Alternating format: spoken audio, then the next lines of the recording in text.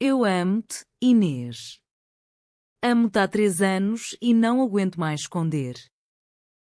As palavras saíram da boca de Catarina de Almeida como se tivessem sido engolidas durante demasiado tempo e, de repente, rompessem a garganta. Estavam no terraço privado do último andar da Almeida e Filhos, a empresa que ela herdara do pai e transformara numa das maiores exportadoras de vinho do Douro. Lisboa estendia-se lá embaixo, luzes de Natal antecipadas piscando já em dezembro, mas nenhuma delas olhava para a cidade. Inês Ferreira, diretora de marketing, segurava um copo de Porto Vintage meio vazio. Os dedos tremiam. O vento frio de dezembro agitava-lhe o cabelo e fazia a camisa branca colar-se ao corpo. Olhou para Catarina como se tivesse ouvido mal. Desculpa, o quê? A voz saiu rouca, quase um sussurro. Catarina deu um passo em frente. O coração batia-lhe tão forte que parecia querer saltar do peito. Tinha planeado aquela confissão durante meses, imaginara 1000 cenários, mas nenhum preparara para o olhar de Inês, medo misturado com algo que poderia ser desejo ou piedade. Amo-te. Não como amiga, não como chefe. Amo-te como mulher que quer acordar todos os dias ao teu lado, que quer ouvir a tua respiração enquanto dormes, que quer discutir contigo sobre tudo e fazer as pazes contigo sobre tudo. A voz de Catarina tremia, mas não recuava. Sei que é loucura. Sei que tens o Tiago, sei que a minha família nunca aceitaria, sei que a imprensa me destruiria se soubesse, mas se eu não dissesse agora, explodia. Inês recuou um passo. O copo escorregou-lhe da mão e estilhaçou-se no chão de mármore. O som seco cortou o silêncio. Catarina, eu não sei o que dizer. Os olhos encheram-se-lhe de lágrimas. Tu és a minha chefe. És tudo o que admiro. Mas eu tenho uma vida. O Tiago pediu-me em casamento na semana passada. Eu disse que sim.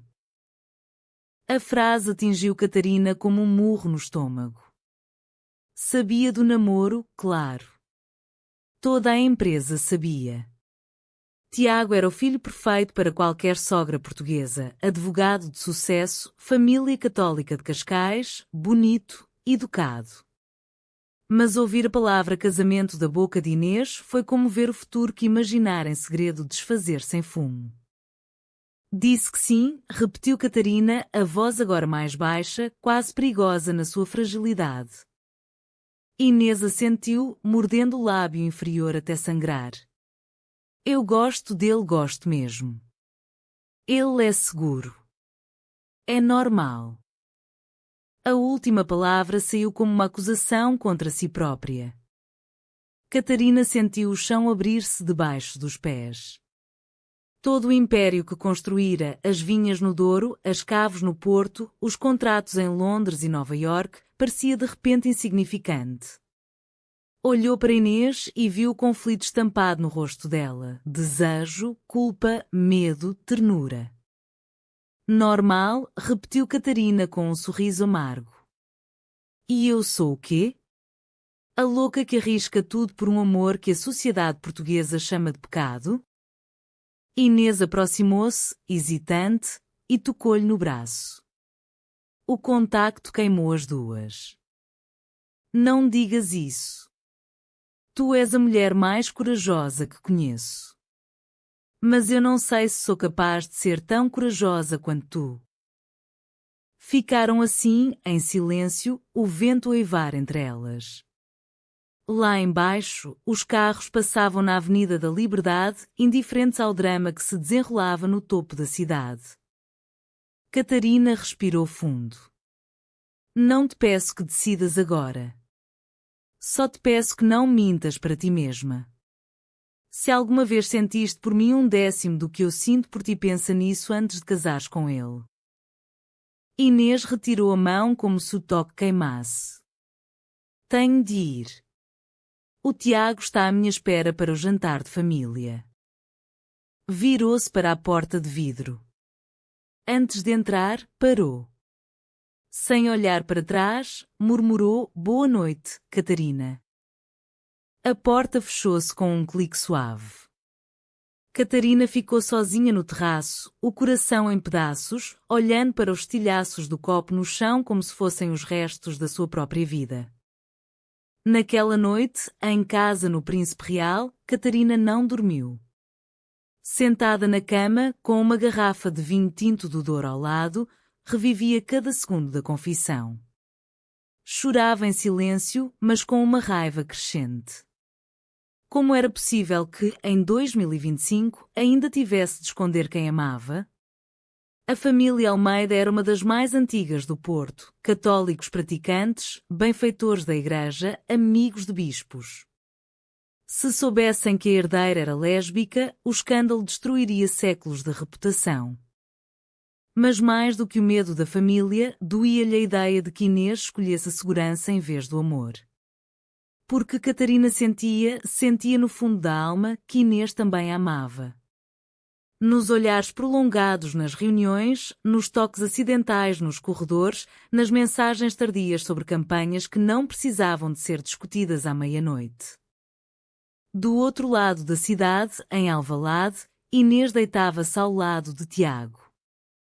Ele dormia tranquilamente, o braço pesado sobre a cintura dela. Inês olhava para o teto, os olhos arregalados. Sentia o coração dividido ao meio. "O que é que eu faço, meu Deus?", sussurrou para o escuro. "Como é que escolho entre a vida que sempre sonhei e a mulher que faz o meu peito doer só de olhar para ela?" As lágrimas escorreram-lhe pelas têmporas até à almofada. Sabia que a partir daquela noite nada voltaria a ser igual. Os dias seguintes foram um inferno silencioso. Na empresa, Catarina e Inês comportavam-se com uma profissionalidade gélida. Reuniões marcadas por olhares que não se cruzavam, e-mails formais onde antes havia brincadeiras, silêncios que pesavam mais do que palavras. Toda a equipa sentia a tensão, mas ninguém ousava comentar. Catarina mergulhava no trabalho como quem se afoga voluntariamente. Voos para Londres, reuniões em Bruxelas, visitas às quintas no Douro, tudo servia para não pensar. Mas à noite, sozinha nos hotéis de luxo, o vazio voltava mais forte. Escrevia mensagens a Inês e apagava-as antes de enviar. Bebia demais. Chorava no chuveiro para que ninguém ouvisse. Inês, por sua vez, tentava convencer-se de que fizera a escolha certa. Planeava o casamento com afinco, igreja em Cascais, vestido da estilista portuguesa que toda a gente queria, lista de convidados com 500 pessoas. A mãe adorava Tiago. O pai dizia que era um bom partido. Os amigos invejavam-na. Mas havia momentos, pequenos, traiçoeiros, em que o corpo traía a mente. Quando passava pelo gabinete de Catarina e sentia o perfume dela no ar. Quando via uma fotografia antiga das duas numa campanha no Instagram da empresa e o coração acelerava. Quando Tiago a beijava e ela fechava os olhos, imaginando outros lábios. Uma tarde, 2 semanas depois da confissão, Inês recebeu uma mensagem inesperada. "Podemos falar?" Só 5 minutos. No terraço, depois do trabalho. Inês hesitou o dia inteiro. Apagou a mensagem, voltou a lê-la, guardou-a nos arquivados. Às 19h30, quando a maioria dos colegas já tinha saído, subiu as escadas com as pernas trêmulas. Catarina estava lá, de costas, olhando a cidade. Vestia um casaco camelo comprido, o cabelo solto. Quando ouviu os passos, virou-se. Os olhos vermelhos denunciavam noites mal dormidas. "Obrigada por vires", disse simplesmente. Inês parou a uma distância segura. 5 minutos. Catarina assentiu. "Não vim pedir que deixes o Tiago. Não vim implorar. Só vim dizer-te que vou afastar-me." Transferi-te para a nova filial no Porto. Vais liderar toda a estratégia de exportação para a Ásia. É uma promoção. Mereces. Inês sentiu o chão sumir-se. Tu estás a mandar-me embora? Estou a proteger-nos às duas, corrigiu Catarina, a voz firme apesar da dor. Não consigo trabalhar contigo todos os dias e fingir que não te amo. E tu não mereces viver dividida. Vai para o Porto. Casa com o Tiago. Sê feliz. Eu vou aprender a viver sem ti. As lágrimas que Inês tentara conter durante semanas romperam finalmente. Não quero ir para o Porto. Não quero esta promoção se for para te perder de vista. Catarina franziu o sobrolho. Mas tu disseste que sim ao Tiago. Disse que sim porque tinha medo, explodiu Inês. Medo do que as pessoas diriam. Medo da minha mãe chorar na missa. Medo de perder o emprego dos meus sonhos. Medo de ser diferente. Mas estes dias sem falar contigo foram piores do que qualquer medo. Deu um passo em frente. Depois outro. Até ficar a centímetros de Catarina. Eu também te amo, sussurrou. Amo-te tanto que dói. Mas não sei como fazer isto. Não sei como contar ao Tiago, à minha família, ao mundo. Catarina fechou os olhos um segundo, como se rezasse. Quando os abriu, havia uma determinação nova. Então vamos aprender juntas. Um dia de cada vez. Sem pressa. Sem pressão. Só nós duas. Estendeu a mão. Inês olhou para aquela mão como se fosse uma corda lançada ao mar. Hesitou. Depois, devagar, entrelaçou os dedos nos dela. O primeiro toque consciente foi elétrico. As duas mulheres sentiram o mesmo arrepio, o mesmo alívio, o mesmo medo do que viria a seguir. Ficaram de mãos dadas no terraço até o sol se pôr completamente, sem dizer mais nada. Só o som das respirações sincronizadas e o rumor distante da cidade. Naquela noite, Inês chegou a casa tarde. Tiago perguntou onde estivera. Ela mentiu pela primeira vez, reunião que se prolongou. Deitou-se ao lado dele, mas não dormiu. Pensava na mão de Catarina na sua, na promessa silenciosa que tinham feito. Sentia-se culpada, mas também, pela primeira vez em anos, viva. Catarina, em casa, abriu uma garrafa de champanhe. Bebeu sozinha, brindando ao futuro incerto. Pela primeira vez em semanas, sorriu. Mas ambas sabiam, no fundo da alma, que o caminho que começavam a trilhar estaria cheio de espinhos. Portugal mudara muito, mas em certas famílias, em certos círculos, o amor entre duas mulheres ainda era visto como vergonha. E o maior espinho de todos ainda nem tinha nome, a traição que viria destruir tudo o que estavam a construir. A relação começou em segredo absoluto. Encontravam-se em apartamentos discretos alugados por Catarina em Alfama, longe dos olhares conhecidos. Passeavam de mãos dadas apenas quando viajavam a trabalho, Paris, Londres, Tóquio, onde ninguém as reconhecia. Em Lisboa, mantinham distância em público. Nas reuniões, trocavam olhares que só elas entendiam. Para Inês, era um misto de euforia e culpa. Cada beijo roubado de Catarina era o mais doce que já experimentara, mas cada mentira a Tiago pesava mais. Ele planeava o casamento com entusiasmo, marcou a data para setembro, escolheu fatos com o pai, falou em filhos. Inês sorria, assentia, e à noite chorava na casa de banho. Catarina, por sua vez, vivia um conflito diferente. Pela primeira vez, sentia-se completa. Inês era a luz que faltava na sua vida de números e contratos. Mas o segredo corroía-a, queria gritar ao mundo que amava aquela mulher. Queria levá-la ao jantar de Natal da família no Porto. Queria apresentar Inês como sua companheira nas galas beneficentes. Mas sabia que não podia. A mãe de Leonor de Almeida era devota fervorosa. O tio bispo celebrava missas privadas na capela da quinta.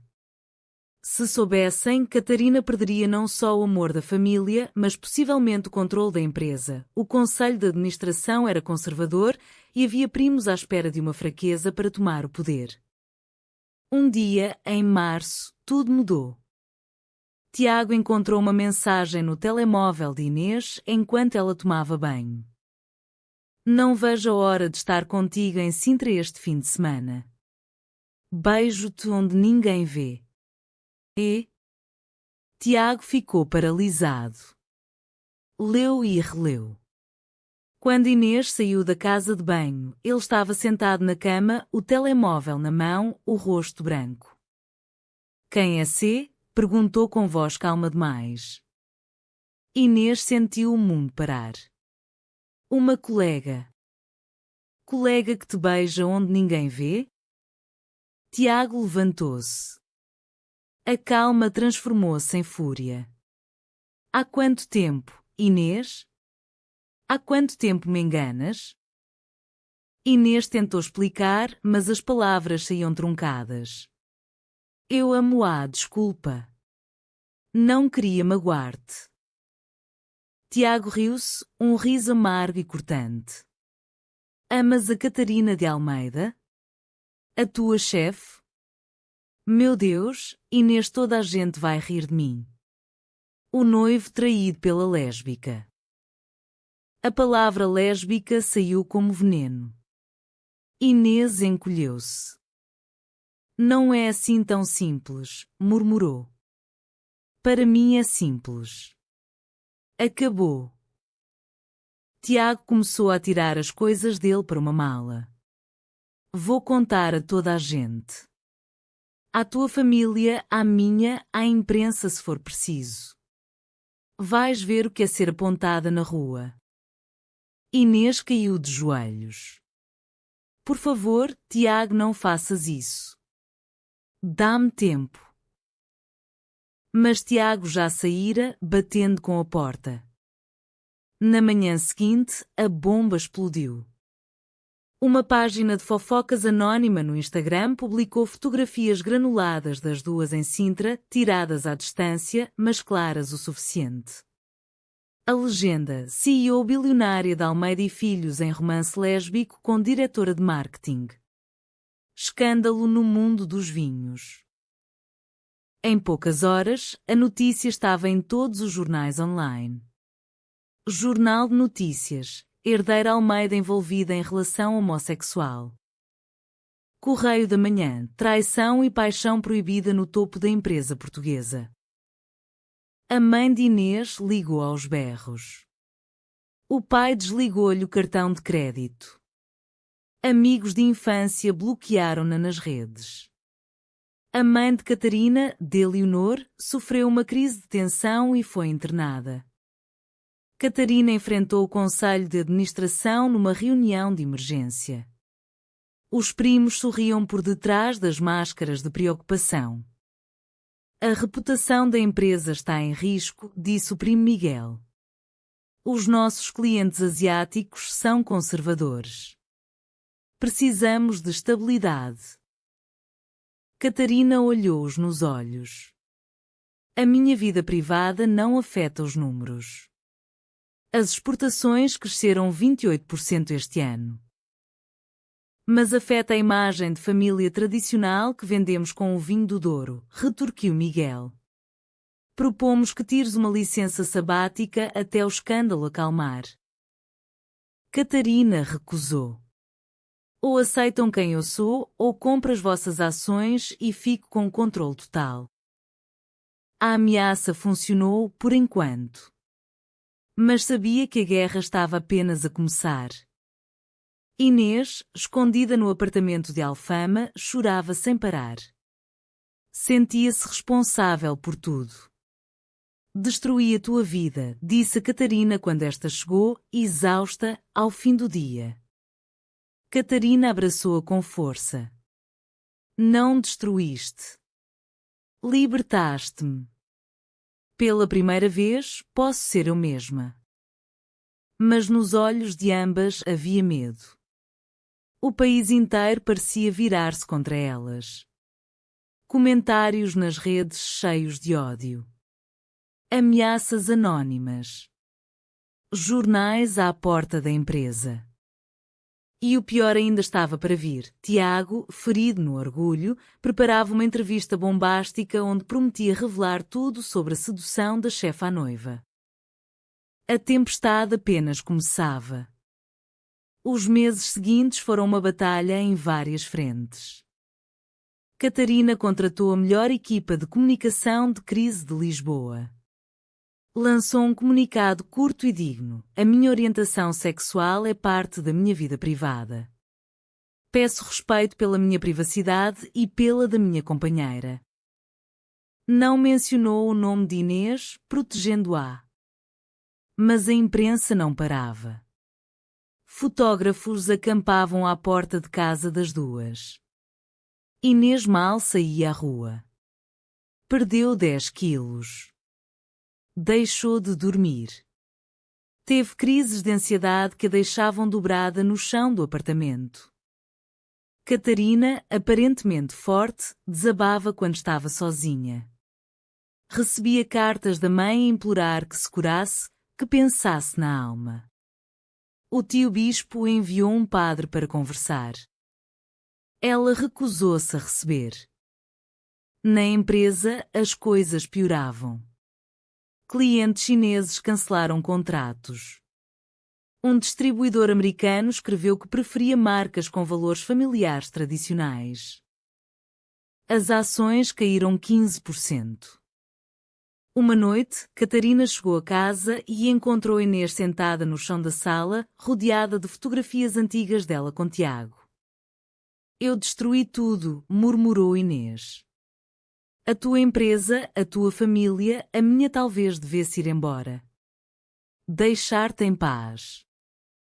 Catarina ajoelhou-se à frente dela. Se fores embora, destruo-me eu mesma.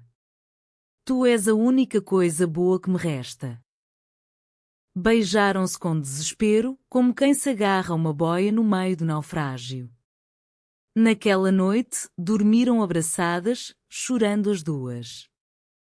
No dia seguinte, Catarina tomou uma decisão radical, convidou a jornalista mais respeitada de Portugal, Margarida Lopes, para uma entrevista exclusiva na Quinta da Família no Douro, o coração sagrado dos Almeida.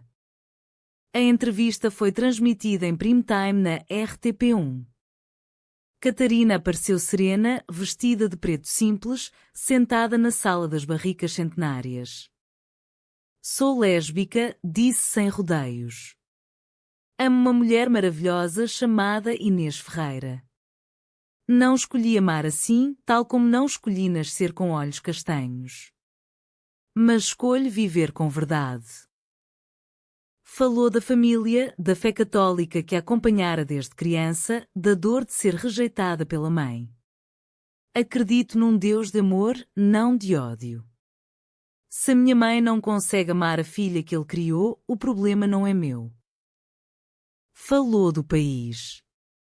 Portugal aprovou o casamento entre pessoas do mesmo sexo há 15 anos. Mas aprovar leis não muda corações. Ainda há famílias que rejeitam filhos, empresas que discriminam, jornais que exploram dor alheia por cliques. No fim, olhou diretamente para a câmara.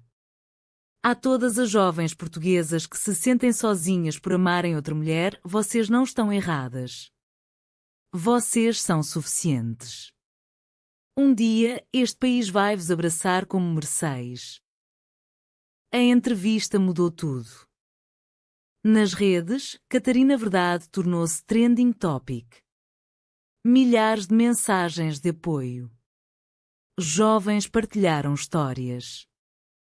Mães escreveram que, depois de verem Catarina, tinham ligado aos filhos afastados.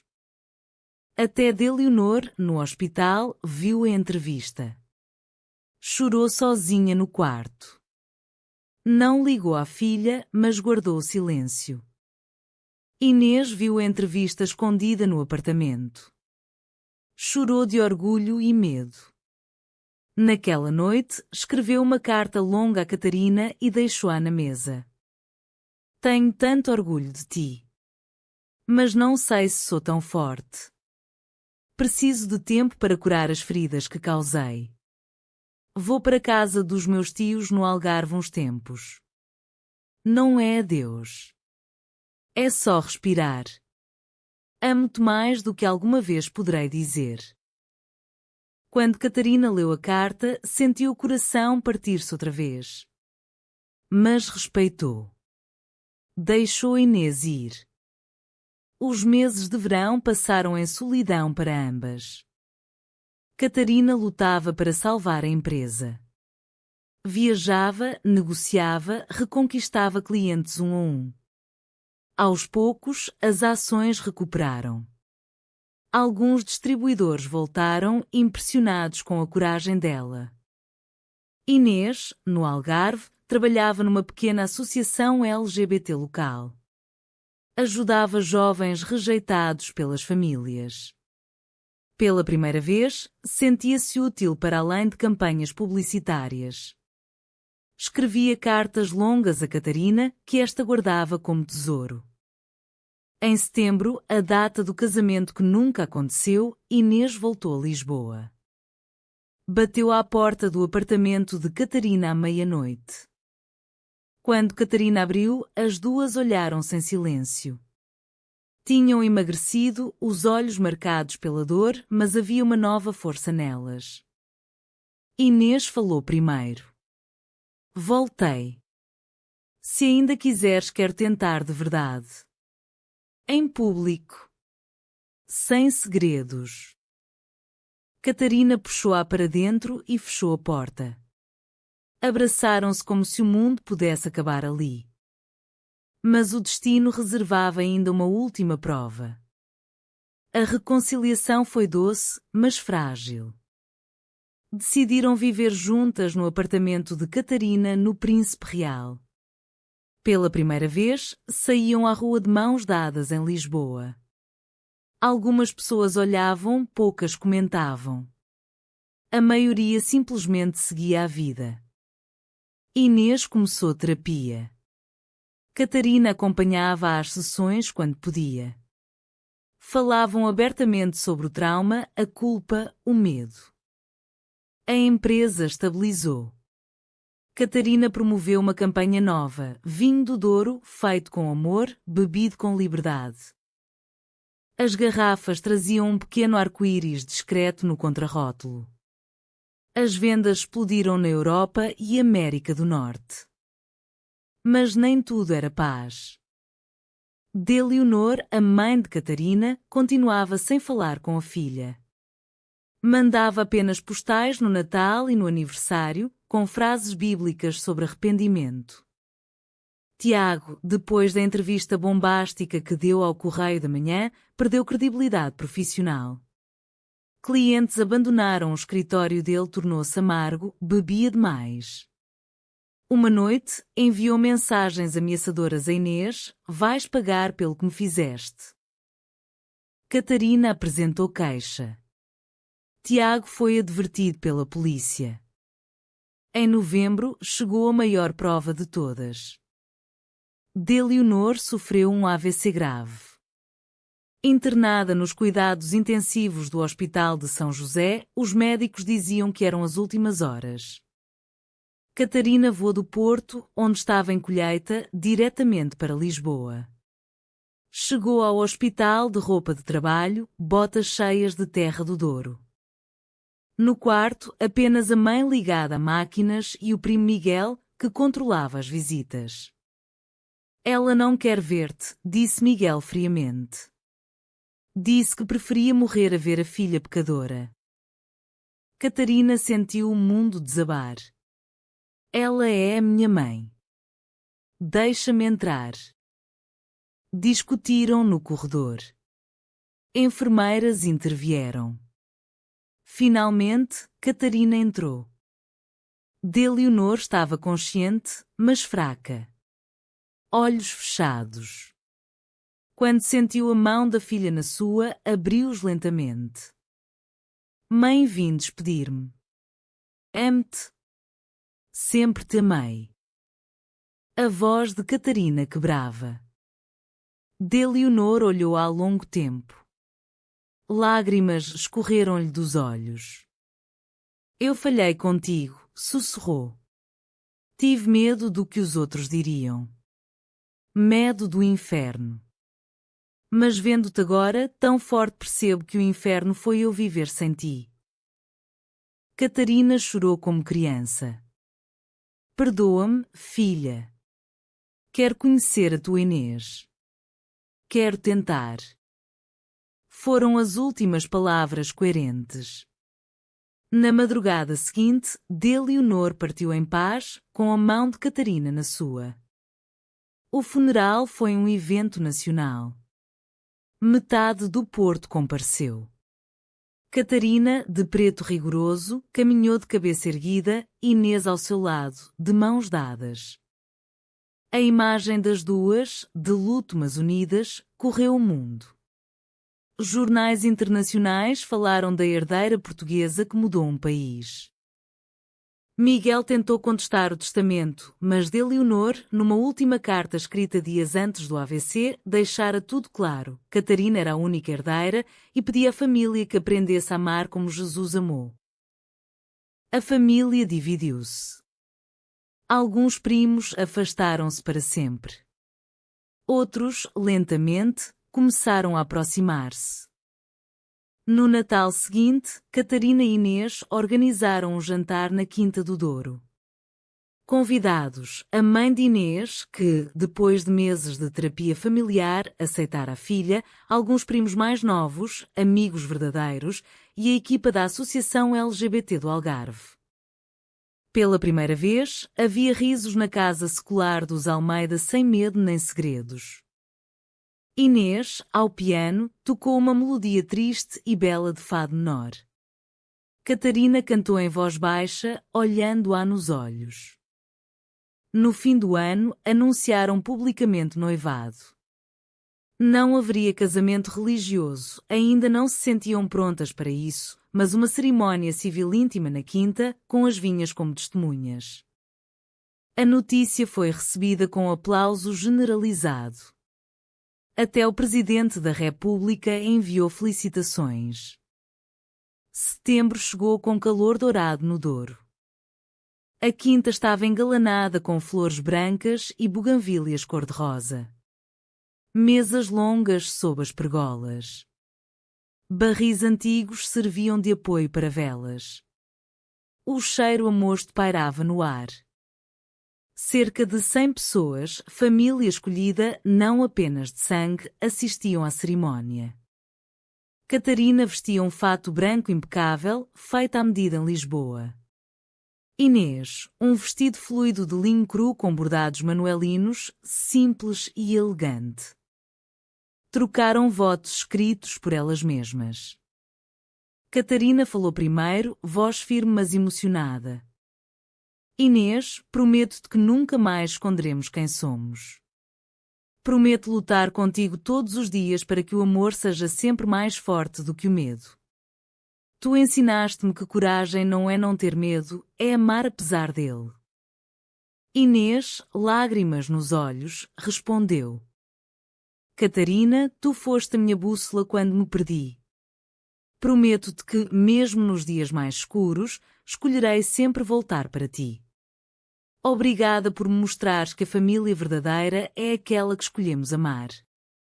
Beijaram-se sob aplausos e lágrimas de muitos. A festa durou até de madrugada. Fado ao vivo, vinho novo, dança até os pés doerem. Anos mais tarde, a Almeida e Filhos tornou-se a primeira grande empresa portuguesa a ter política de inclusão LGBT exemplar. Catarina criou uma fundação com o nome da mãe, Fundação Leonor de Almeida, que apoiava jovens rejeitados pelas famílias. Inês tornou-se diretora executiva da fundação, além de continuar na empresa. Adotaram 2 crianças portuguesas que tinham perdido os pais. Criaram-nas entre Lisboa e o Douro, falando-lhes de amor sem condições. Numa tarde de outono, anos depois, as 2 sentaram-se no mesmo terraço onde tudo começara. Lisboa brilhava lá embaixo. Inês repousava a cabeça no ombro de Catarina. Achavas possível chegarmos aqui? Perguntou baixinho.